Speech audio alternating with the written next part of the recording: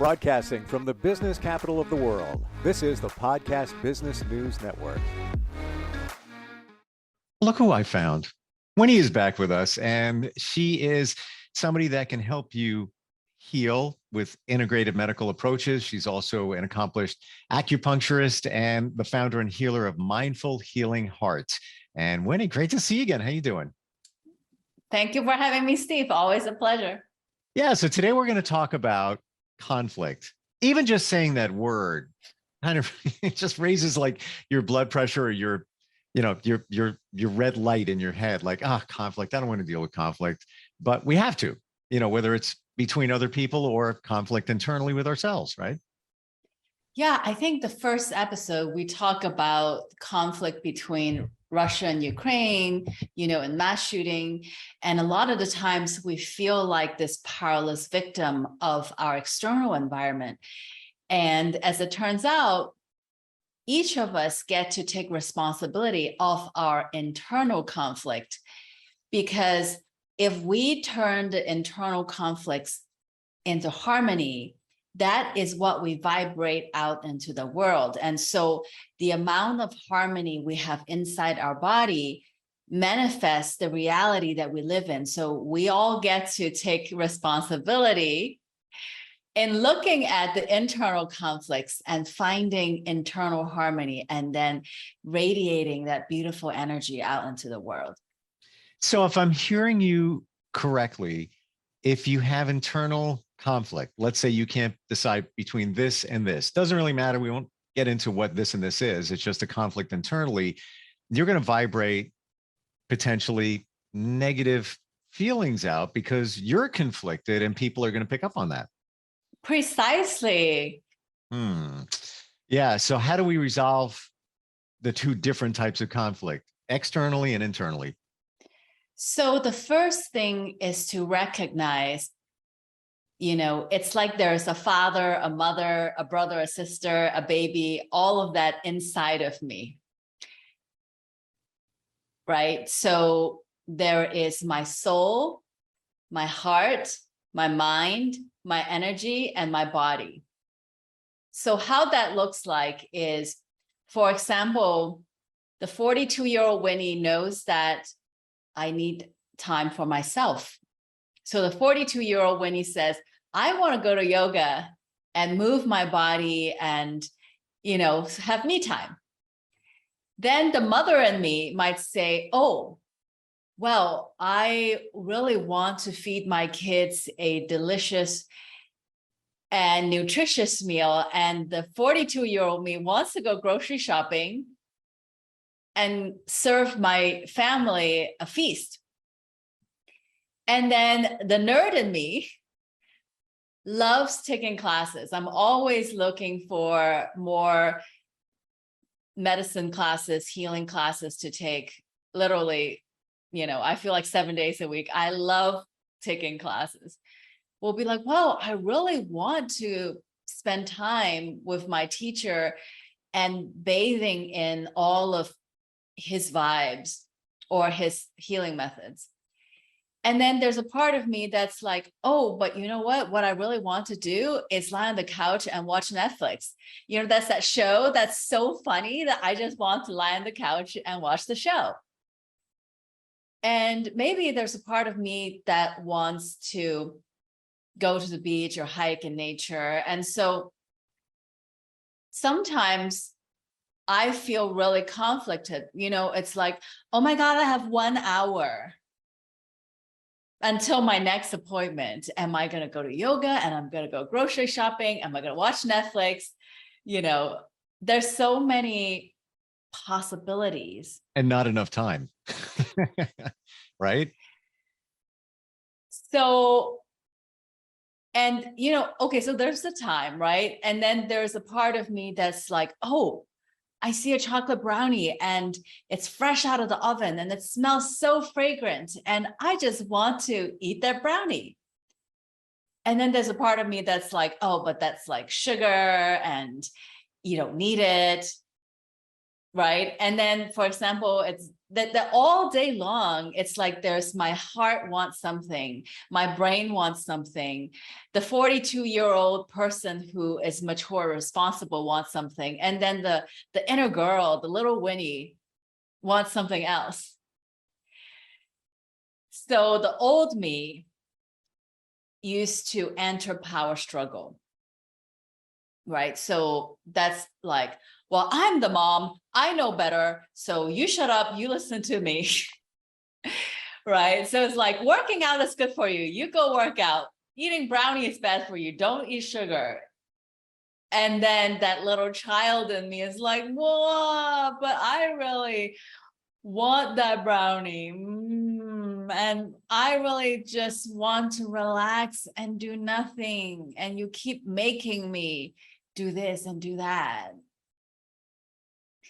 And so how often do we enter power struggle within the parent and the child inside of us? How do you resolve those challenges? Because we all have them. There's always that, this or that, how to make a decision. And sometimes I go with my gut, but then sometimes, be honest, I don't wanna. Like, I just want to make it easy. And it's like you just said, even though internally maybe your gut is saying you really should be doing this, and it's probably right. It's probably right. Then the other half of you is saying, why do I always have to listen to that? I just want to do what I want to do. And why can't I just do whatever I want to do? How do you internally make those decisions, Winnie? What I realize is that at the end of the day, all the parts of me, the soul, the heart, the mind, the energy, and the body, they all want the same thing. They all want to be loved. They all want to feel connected. They all want oneness. They all want alignment, harmony. They all want to listen to each other and meet each other's needs. So instead of pulling rank and saying, well, I'm the boss, so you have to listen to me,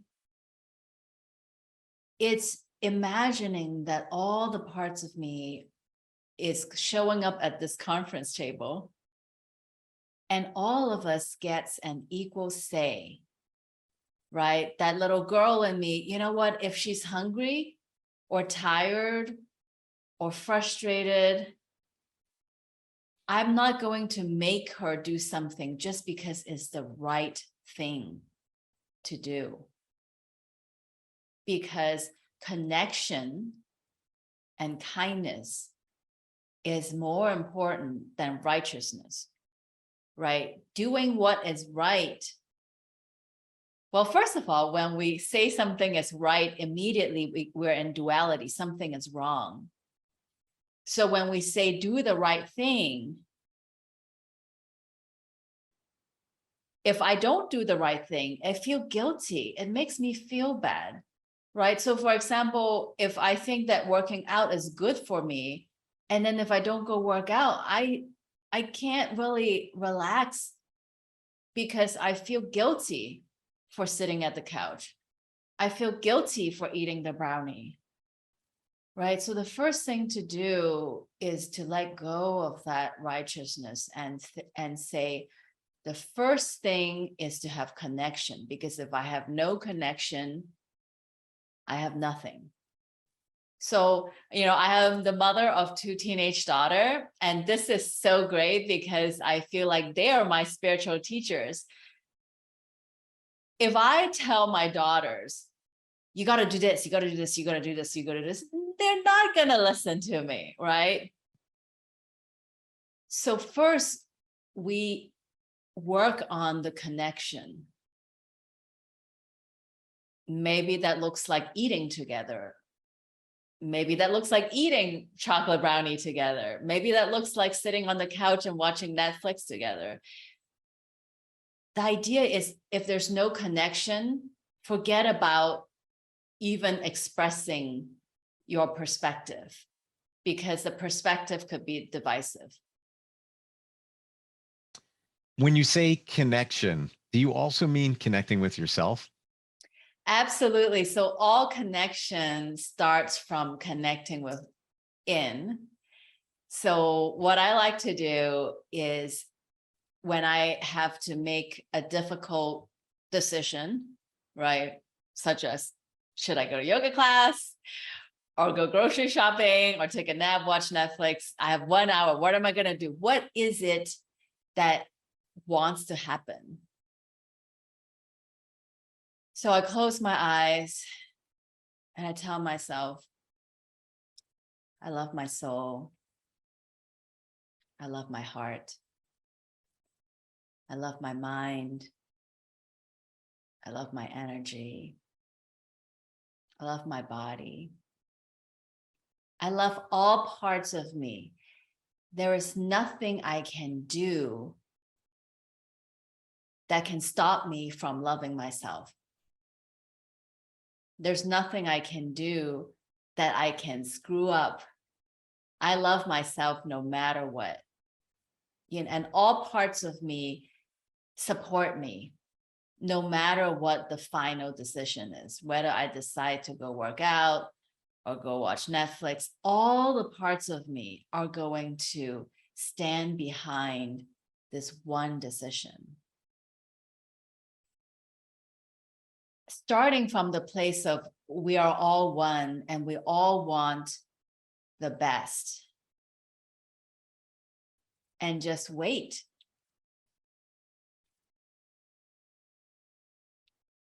So in Taoist, there is a phrase called, the master does nothing, yet nothing is left undone. Whoa, I mean, let's say that again, right? The master does nothing, yet nothing is left undone. Wouldn't you like to walk around and just float effortlessly and magically the dishes get done, the laundry gets done, the grocery shopping and cooking gets done, the yoga gets done, the parenting, your job, everything? It's just like you're so going with the flow and everything just fits perfectly. There's no force, no effort. And so that is what I'm trying to cultivate right now. Good luck with that. Yeah. So what that looks like, the old me is like, well, I wrote a book, I'm going to promote it and get people to read it. I have a course, and so I'm going to do all these podcasting to promote myself so that, people want to buy my course. And it's almost like I'm always coming with an agenda. I want something from you. I want your money. I want you to buy my book. I want you to take my course. But that is a really tiring way to live. And so if I am in Wu Wei, which means doing, not doing, then it's just like, okay, I show up. And if you buy my book and take my course, great. If you don't buy my book and don't take my course, great. I don't need anything from you. I am internally abundant. The only thing that I need or want is love, which A, I will supply for myself. And B, I show up every moment feeling that the purpose of life is to experience love. And that's a quote from Master Wulin. The purpose of life is to experience love. So that means when I go on a call with a potential client, I'm just here to experience love. I'm here to listen to your stories. I want the listeners to call in and let's just be friends. Tell me about what's going on. What are your conflicts, right? I'm just here to experience love. I don't need to make money. I don't need to put in effort. I just trust that the right person will find me, so I don't have to enter into a power struggle, be like, give me your money. No, I won't convince you. I don't have to do that. I'm just be like, hey, I'm over here. You know how to find me. And that's sort of also my parenting approach is, you know where to find me. I would absolutely love to eat with you, watch TV with you, do all the things that you like and have a really good time.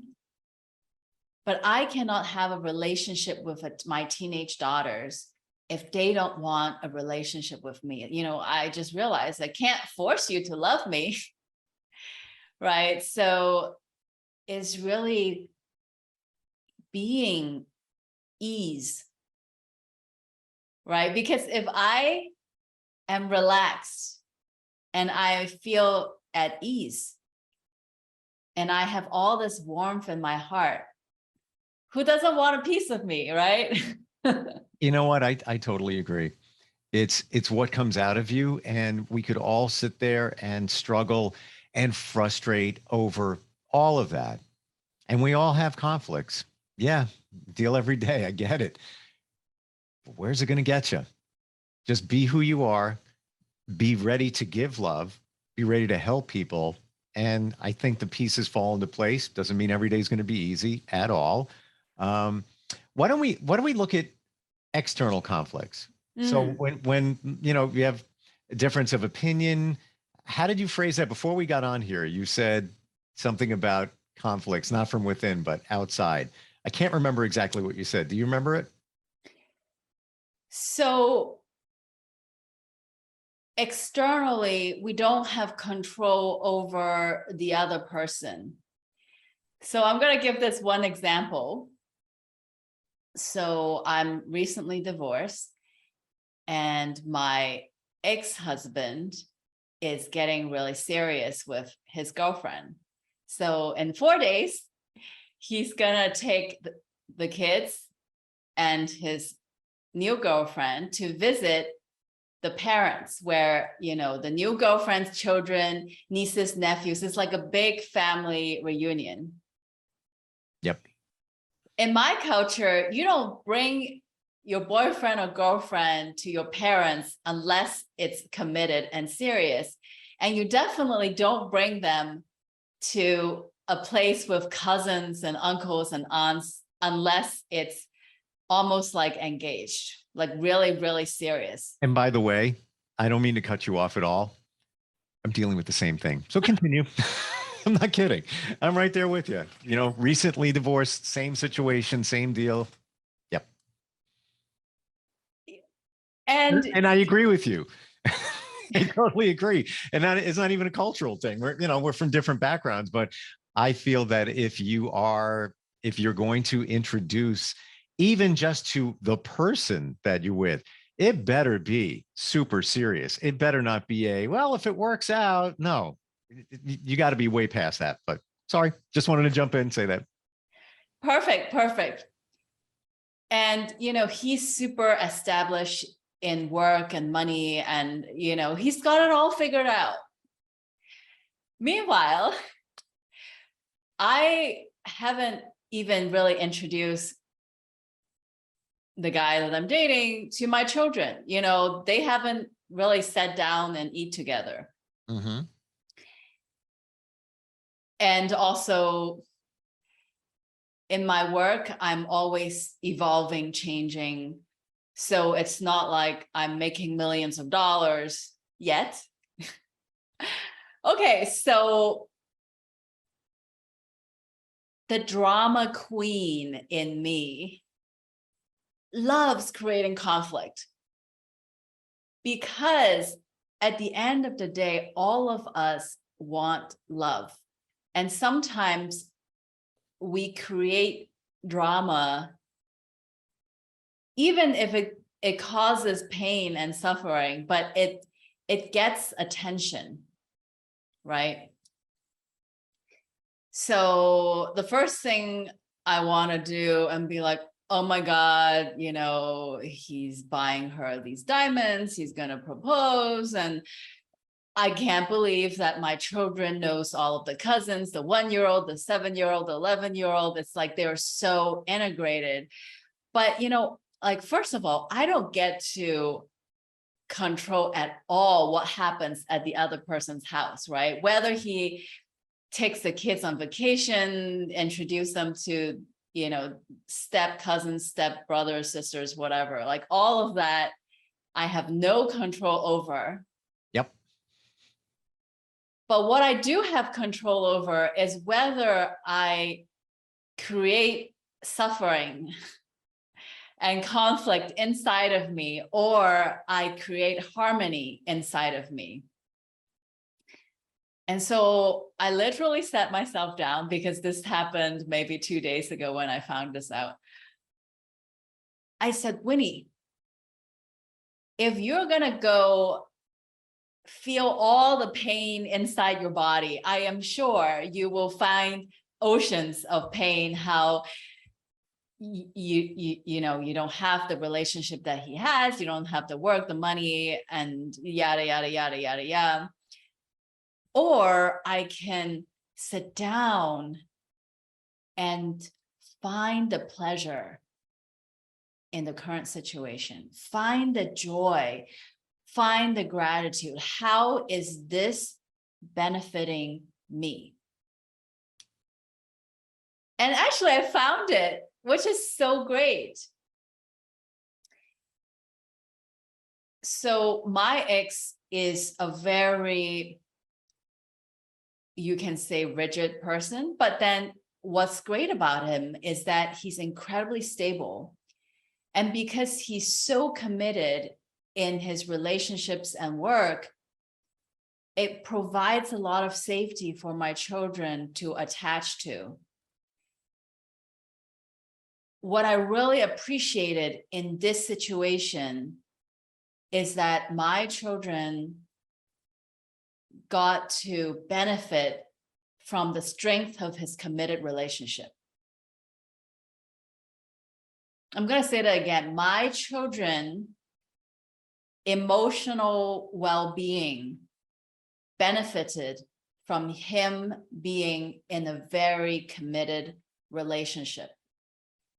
So for example, let's say John and this girlfriend are happily ever after, they go make other babies, and happily ever after, well, guess what? That benefits my children, because my children is going to look at that and maybe they're going to believe in marriage. They're going to believe in relationship. They can believe in a happily ever after, instead of, oh my God, divorce is ugly, I don't ever want to get married, I don't ever want to have kids, right? Actually, by him being in a healthy relationship, that actually, it's a positive influence on my children. You know, that's a great way to look at it, because look at the reverse, that he could be, you know, he could have anger management issues. There could be abuse involved, whatever. He could be, you know, and everybody's different, you know, some biker dude that just, you know, flies off the handle, whatever it might be.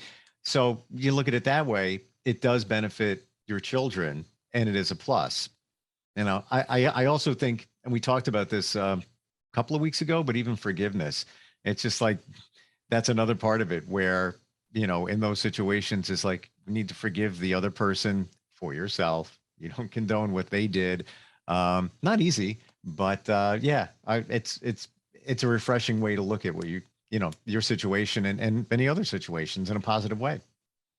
Yeah. So what I got to, actually, you know, if my ex and the new girlfriend ever had a baby, I would be so excited to hold baby in my arms and see this as a stepchild, or, you know, my own child. You know, I always believe that even after divorce, we can have one family, two roofs.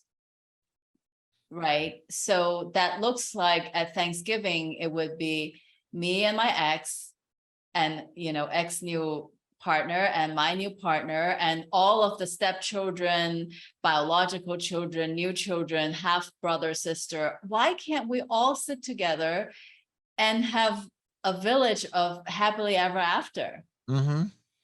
And if you didn't adopt that mentality, it might go the other way where it's like, we don't want her with us. She's always grouchy. She's angry. She's, not accepting the whole situation. And that's not going to do you justice, your children justice either.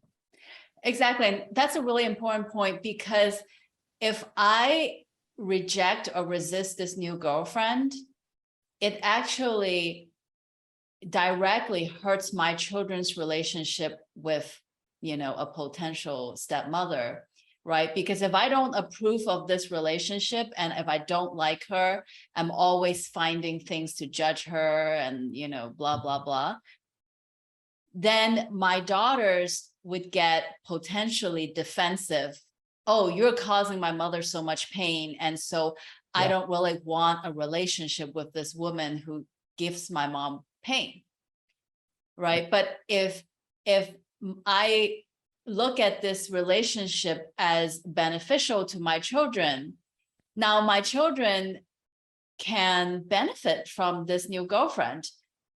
So for example, let's say she's really good at cooking or she's really good at tennis.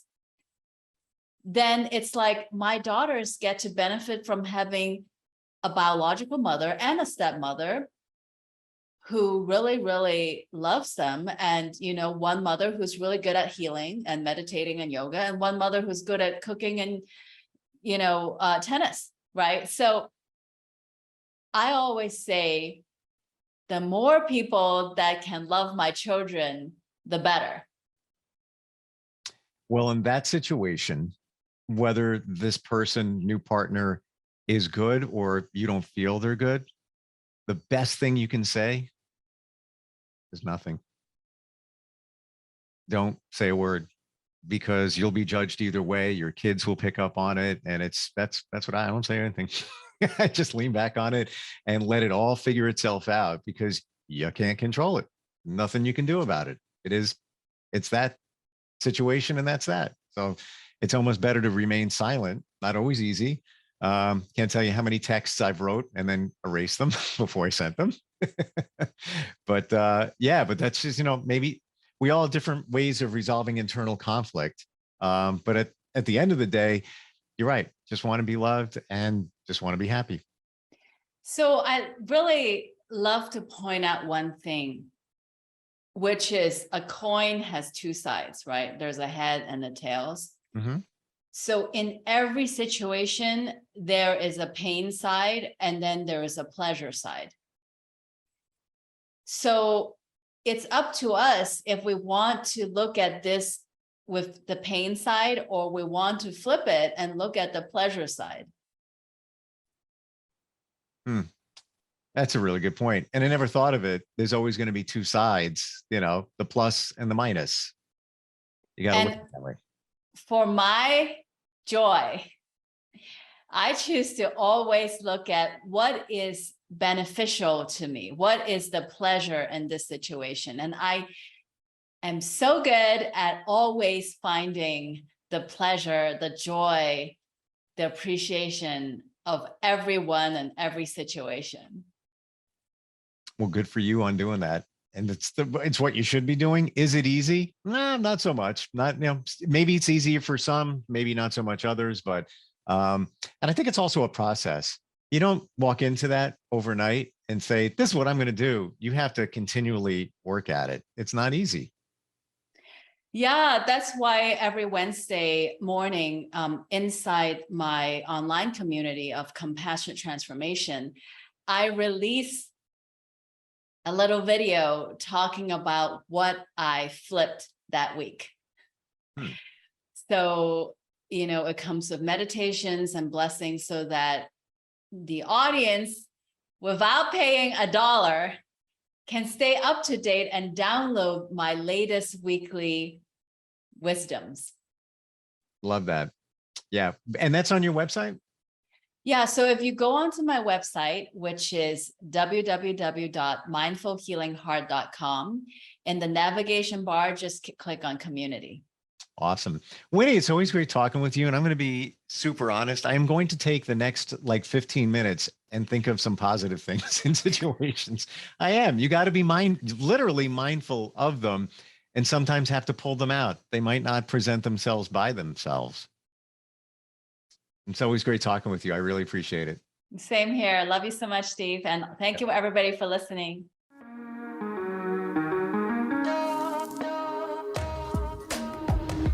Broadcasting from the business capital of the world, this is the Podcast Business News Network.